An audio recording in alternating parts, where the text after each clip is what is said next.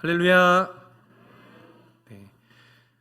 이 시간에 함께 옆 사람과 인사 잠깐 나누겠습니다. 잘 오셨습니다. 인사해 볼까요? 네, 한 번 더 인사합니다. 초등부 헌신 예배에 오신 것을 환영합니다.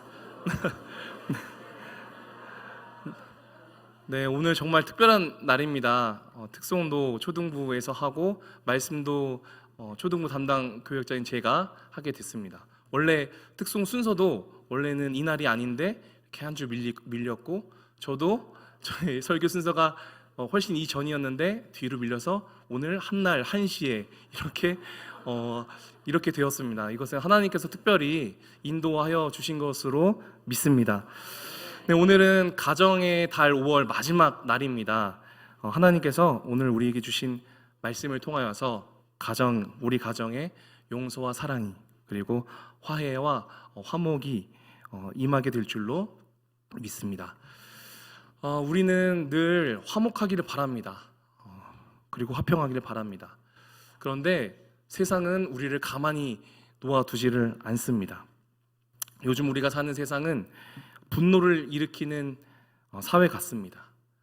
세상에서 들려오는 소식들, 수많은 정보들, 그리고 심지어는 문화 가운데에서도 다양한 형태로 우리의 분노를 조장하고 분노로 인도합니다. 또 우리를 화나게 만들고 또 심지어 복수를 꿈꾸게도 합니다. 어른들이 보는 영화, 드라마에도 자주 등장하는 주제가 바로 복수입니다.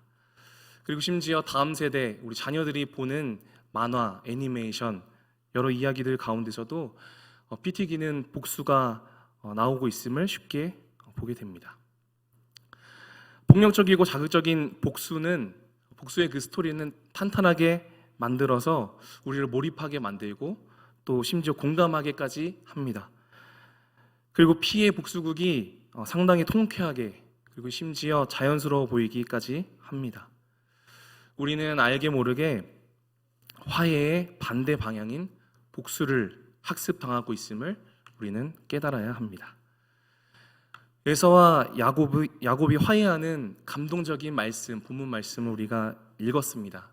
그러나 너무 잘 알고 계시다시피 이들 형제의 지난 삶은 온통 복수라는 어둠에 사로잡혀 있었습니다.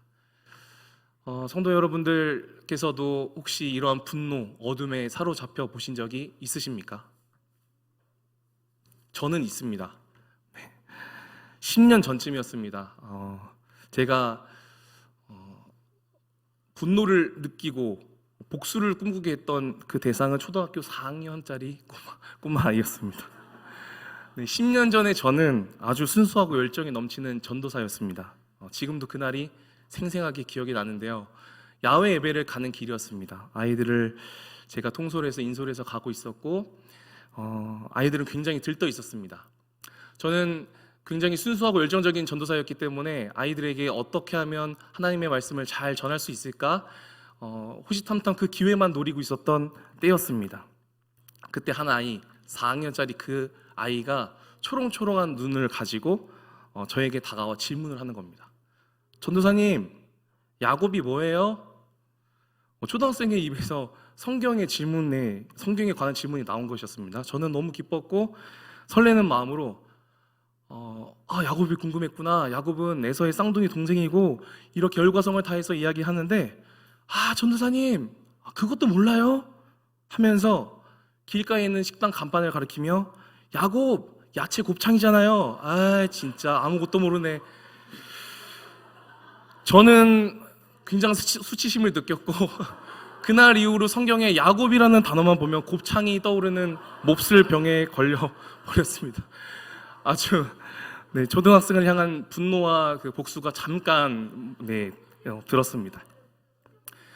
이렇게 야곱에 대해서 저의 에피소드를 간단하게 이제 우스갯소리를 이야기했지만 사실 야곱과 에서의 그들의 삶은 결코 웃을 수가 없는 자신의 삶을 송두리째 어둠으로 몰고 간 슬픈 이야기입니다.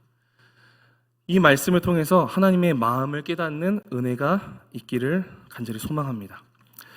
오늘 본문 말씀은 성경에 가장 오래전에 쓰여진 창세기 말씀입니다. 그런데 오늘 현재 우리 모두가 겪고 고민하고 있는 관계에 관한 그런 지혜의 말씀을 우리에게 전해주고 있습니다. 오늘 본문 말씀 33장 1절 말씀을 함께 보시겠습니다. 야곱이 눈을 들어 봅니다. 에서가 400명의 장정을 거느리고 오고 있습니다. 아무리 그 모습을 좋게 해석하고 긍정적으로 보려고 해도 도무지 화해할 모습으로는 보이지 않습니다. 야곱은 겁이 났습니다. 그러나 더 이상 도망하지 않습니다. 자신의 목숨을 걸고 또 가족의 목숨을 걸고 함께 형 에서를 향해서 나아갑니다. 에서와 야곱 이야기는 우리 교회 학교에서부터 수차례 들어왔던 말씀입니다. 이들은 엄마 뱃속에서부터 다퉜죠. 그런데 지금 이 쌍둥이 형제가 시간이 흐르고 흘러 97세의 노인이 되었습니다. 그렇게 노인이 되어서 다시 만나 서로 끌어안고 울며 화해하는 모습입니다. 이들은 이처럼 긴 갈등의 시간, 그 깊은 감정의 골을 어떻게 극복하고 또 화해를 이룰 수 있었을까요? 오늘 말씀을 통해서 진정한 화해를 이루기 위해 야곱이 어떠한 자세와 어떠한 마음가짐으로 나아갔는지 함께 살펴보기를 원합니다. 첫 번째는 엎드림입니다. 진정한 화해를 이루기 위해서는 엎드림이 있어야 합니다. 2절, 3절 말씀 함께 보시겠습니다. 함께 읽겠습니다. 여종들과 그들의 자식들은 앞에 두고 레아와 그의 자식들은 다음에 두고 라헬과 요셉은 뒤에 두고 자기는 그들 앞에서 나아가되 몸을 7번 땅에 굽히며 그의 형 에서에게 가까이 가니. 아멘. 야곱은 화해하기 위해서 자신의 자세를 낮추었습니다. 에서가 400명의 장정을 이끌고 와서 나를 해한다 할지라도 야곱은 먼저 굽혔습니다. 오늘 말씀에 어떻게 굽혔다고 하고 있습니까? 몸을 7번 땅에 굽히며 나아갔다 하고 있습니다. 그 당시 역사적 기록에 따르면 7번 땅에 굽히는 행위는 자신의 주인에게, 자신의 종에게 복종하겠다는 의미를 담고 있는 인사라고 합니다. 이처럼 야곱은 몸뿐만 아니라 자신의 마음까지도 굽혀 낮게 엎드렸음을 의미합니다. 한번 상상해 보시기 바랍니다. 97세의 노인입니다. 그런데 자신이 키우고 길렀던 자녀들, 종들이 다 보는 앞에서 7번 엎드린 것입니다. 야곱은 자기 자신을 다 내려놓고 에서에게 화해를 청하고 있습니다. 여러분, 야곱은 이전에 어떤 사람이었습니까? 몇 초 먼저 태어난 형을 형으로 인정하기 싫어했던 사람입니다. 형보다 위에 서기 위해서 장자권을 빼앗았던 야곱입니다. 아버지와 형을 속이고 형의 축복을 가로챘던 야곱입니다. 늘 남의 것을 빼앗고 남의 것을 챙기고 얻기 위해서라면 뭐든지 했던 그가 이제 자신의 모든 것을 내어 놓은 것입니다. 자존심도, 자신의 모든 재물도, 심지어 자기의 가족과 생명까지도 형과의 화해를 위해서 굽혀 또 내어주고 있습니다. 마치 예수님께서 자신을 비우시고 사람의 몸을 입으신 것처럼 하나님께서 세상을 창조하실 때 자신의 전지전능하심을 한켠 떼어서 혼돈과 공허한 공간을 우리에게 기꺼이 내어주심 같이 그렇게 엎드려 나아갔습니다. 사랑하는 성도 여러분, 진정한 화해를 진심으로 원하신다면 이처럼 겸손한 자세, 낮은 마음, 엎드림으로 나아가야 함을 기억하시기 바랍니다. 또 진정한 화해를 이루기 위한 두 번째 필요한 것은요, 눈물입니다. 4절 말씀을 함께 읽겠습니다. 에서가 달려와서 그를 맞이하여 안고 목을 어긋맞추어 그와 입맞추고 서로 우니라. 아멘. 누가 먼저 울었는지는 잘 모르겠습니다. 그런데 누가 먼저 울었냐가 중요한 것이 아니죠. 진정한 화해를 위해서 눈물이 필요하다는 것은 진실된 마음, 진정한 마음이 필요하다라는 뜻입니다. 진심으로 반성하고 진심으로 지난 날을 후회하며 터져나왔던 울음, 그 눈물은 진정한 화해가 이루어졌음을 알려주는 증거와도 같습니다. 사실 이들의 눈물은 이 시간 갑자기 터져나온 눈물이 아님을 우리는 알고 있습니다. 이들의 눈물은 사실 어려서부터 차곡차곡 쌓여왔던 눈물입니다. 그들의 오래된 감정이 저수지에 물이 방류되듯 터져 나온 것입니다. 창세기 25장 말씀을 보면요, 제가 읽어드리겠습니다. 창세기 25장 27절, 28절입니다. 그 아이들이 장성함에 에서는 익숙한 사냥꾼이었으므로 들 사람이 되고 야곱은 조용한 사람이었으므로 장막에 거주하니 이삭은 에서가 사냥한 고기를 좋아하므로 그를 사랑하고 리브가는 야곱을 사랑하였더라.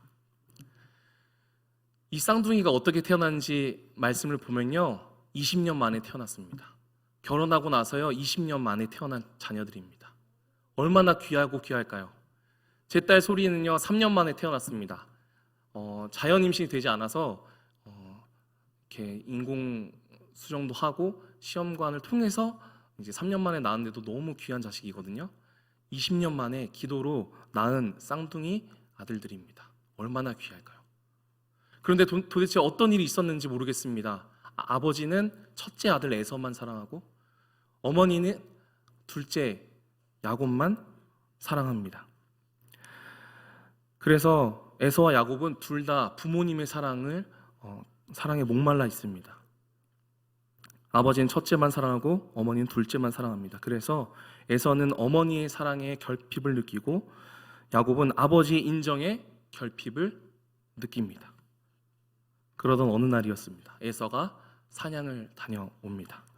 이리저리 뛰어다니느라 배가 몹시 고팠습니다. 여러분, 배가 고플 때 여러분 누구를 찾아가겠습니까? 그렇죠. 고마워요, 친구들. 창조! 좋아요. 네, 감사합니다. 맞아요. 배가 고프면요, 자연스럽게 자녀는요, 어머니 배가 고픕니다. 밥 주세요. 뭐 먹을 거 없나요? 그러면 어머니가 그래, 너 배고플까봐 맛있는 음식 만들어놨어. 양껏 만들어놨으니까 마음껏 먹어. 그게 자연스러운 가정의 모습이겠죠. 그런데 에서가 누굴 찾아갑니까? 네, 동생 야곱을 찾아갑니다. 배가 고픈데 왜 동생을 찾아갔을까요? 엄마와의 고마워 얘들아. 엄마를 찾아갈 수 없었던 모양입니다.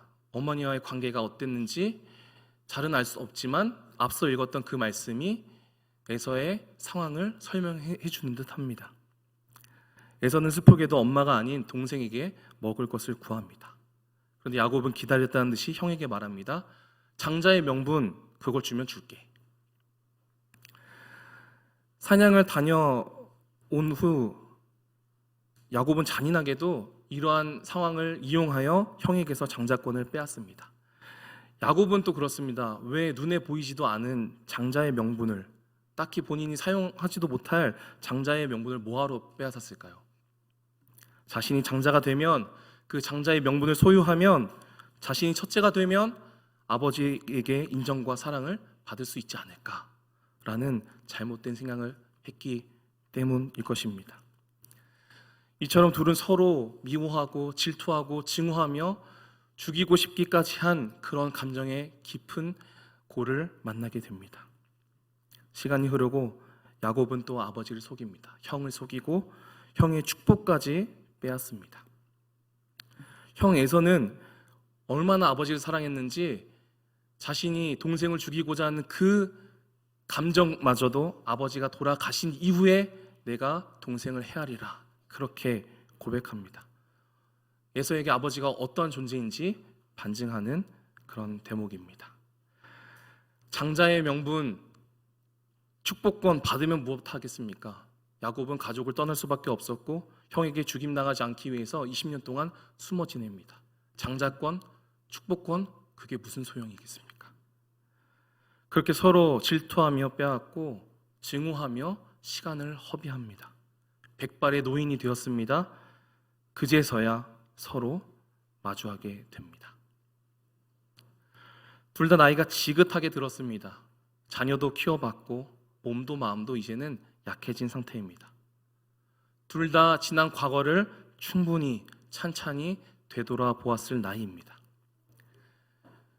그리고 야곱은 지난 밤새 하나님과의 씨름을 통하여서 자신의 어리석은 과거를 떠올리며 충분히 반성했었을 것입니다.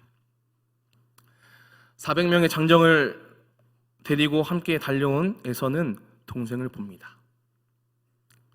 긴 시간 지나고 동생을 봤는데요, 자기와 똑같이 생긴 쌍둥이 동생이 90세 이상의 노인이 되어서 다리를 절고 쩔뚝쩔뚝 자기 앞에 나옴을 봅니다.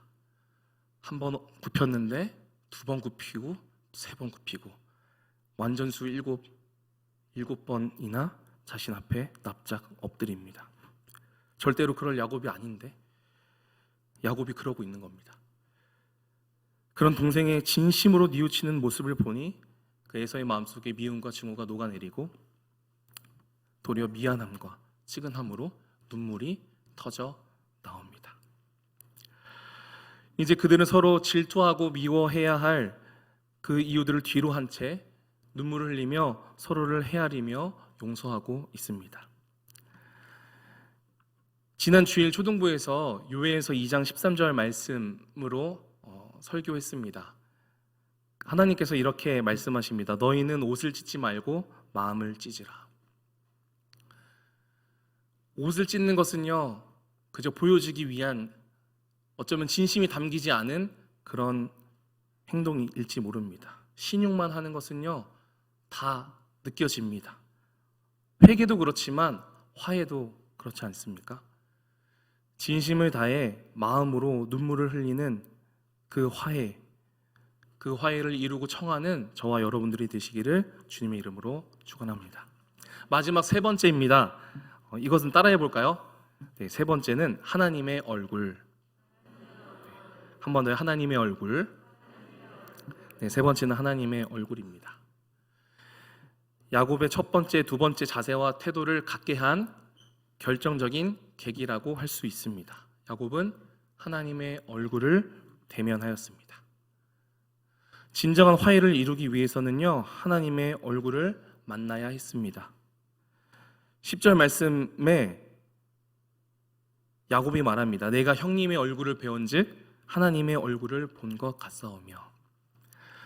야곱이 형에게 이런 말을 하는 것은 단순한 비유나 아첨이 아니었습니다. 실제로 전날 밤 야곱은 하나님의 얼굴을 대면했습니다. 야곱이 에서를 만나기 전날 밤에 하나님과 씨름을 합니다. 우리에게 익숙한 씨름, 삿발을 메고 하는 그 씨름은 아니겠죠. 원어를 보니까 붙들다, 붙들었다, 씨름했다 라는 그 씨름입니다. 야곱은 자신과 자기 자녀들이 죽을 줄 모르는 그 절박한 상황에서 밤중에 혼자 남아서 하나님을 붙들며 씨름합니다. 하나님께 무엇을 붙들고 무엇을 간청하며 무엇을 원하며 씨름했을까요? 그러고는 밤이 새고 결국 하나님께서 져주십니다. 하나님과 씨름한 뒤에 그의 환도뼈가 어긋나고 절뚝되면서도 끝까지 축복해주지 않으시면 가지 않겠다고 합니다. 어쩌면 이전의 모습과 너무 닮아있죠. 축복을 얻기 위해서는 뭐든지 하는 그 모습.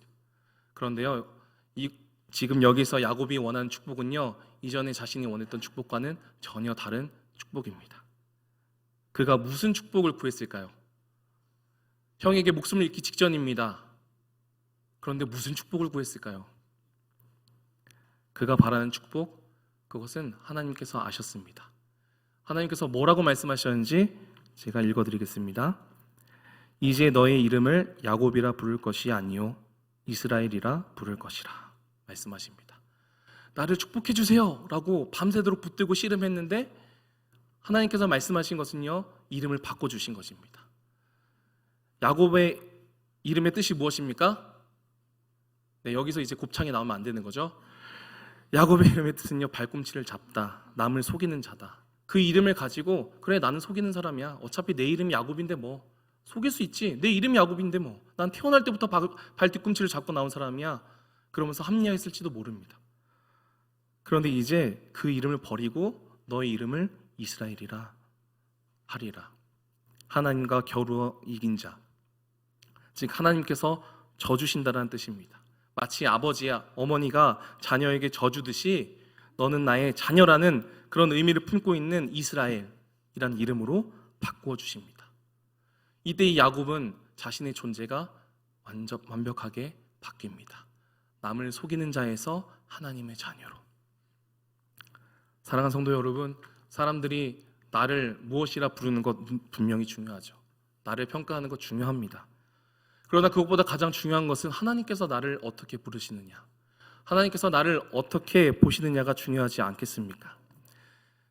야곱은 평생도록 속이는 자로 살아왔습니다. 그러나 이제 자신을 이스라엘로 불러주시고 인정해 주시는 하나님의 얼굴을 만나게 되었습니다.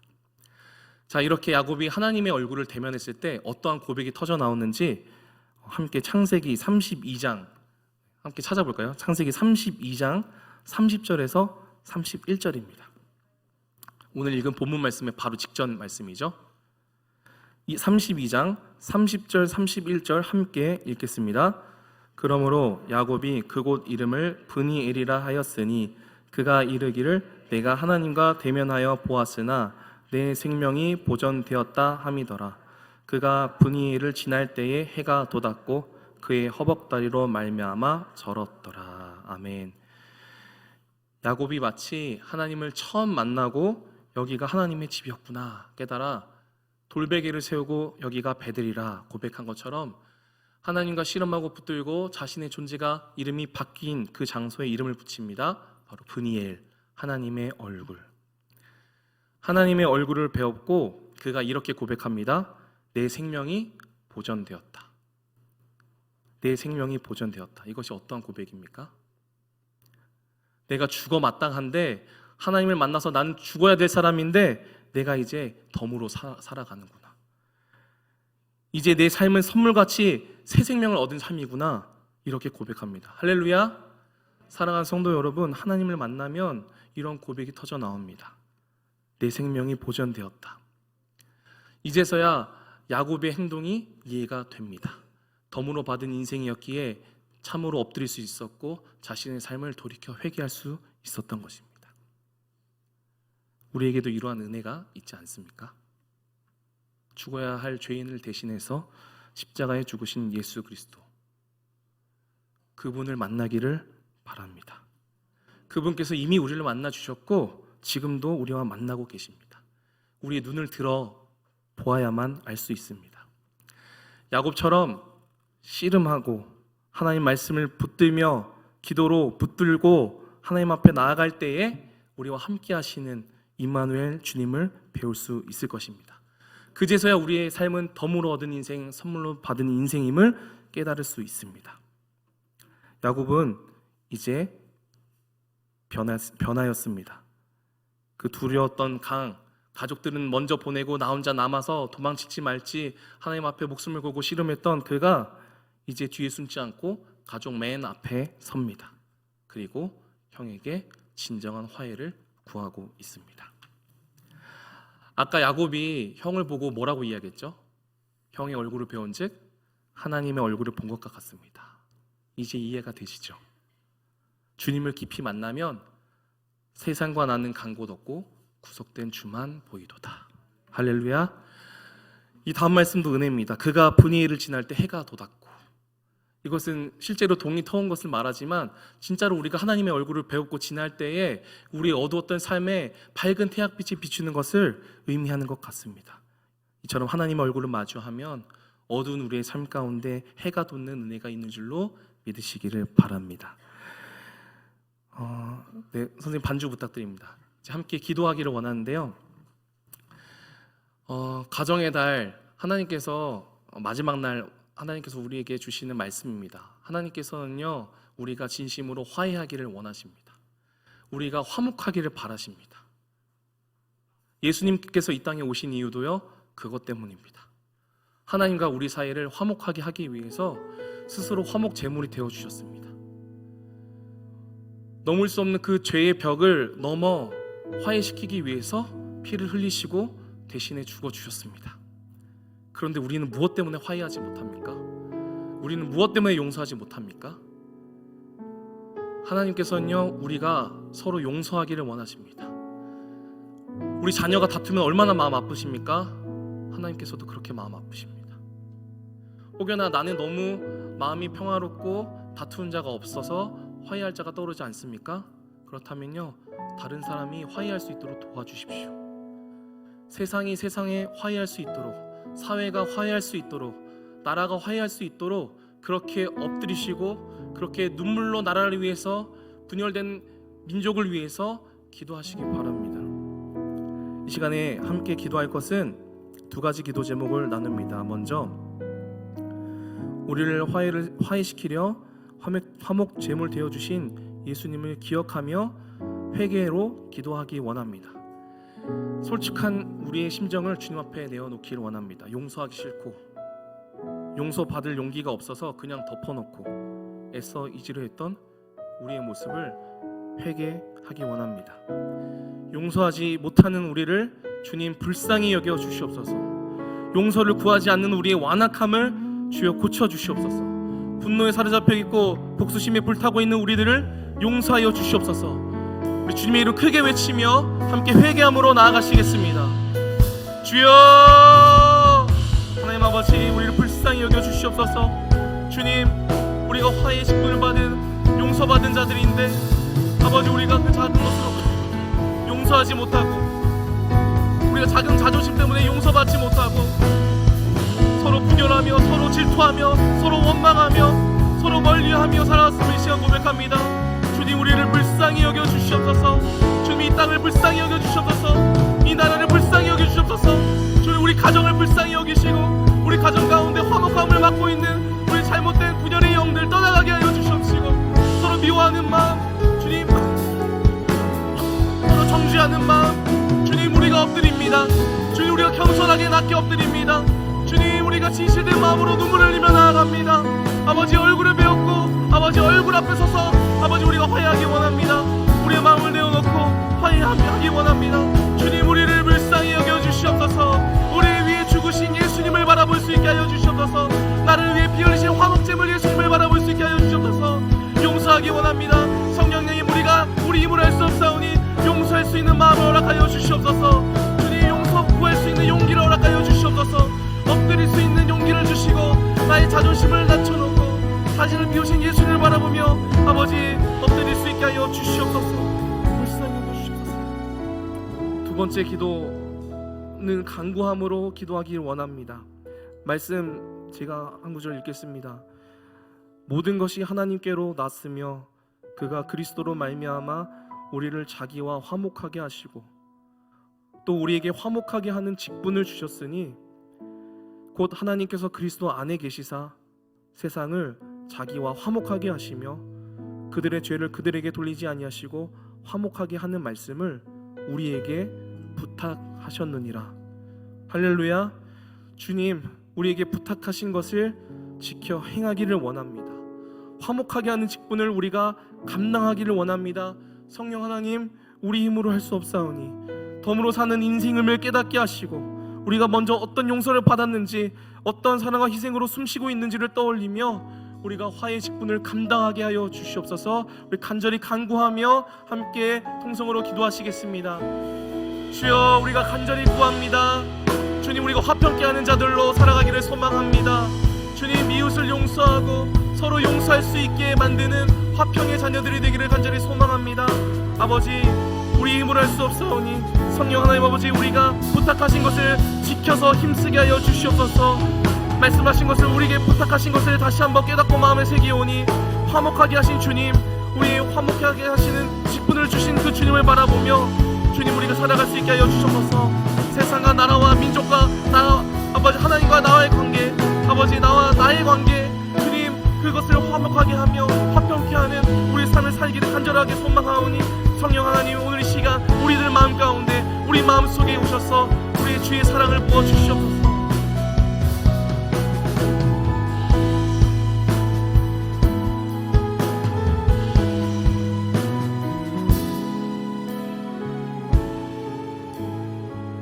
사랑의 하나님 아버지, 감사합니다.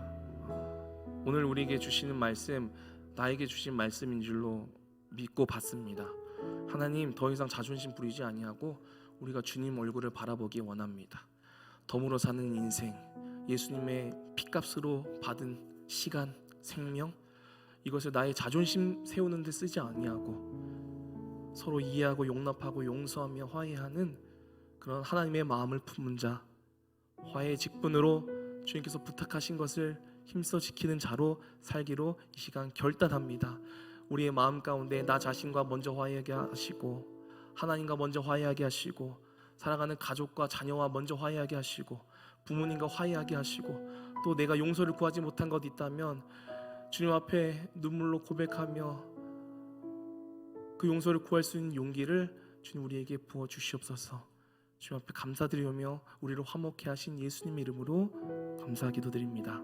아멘.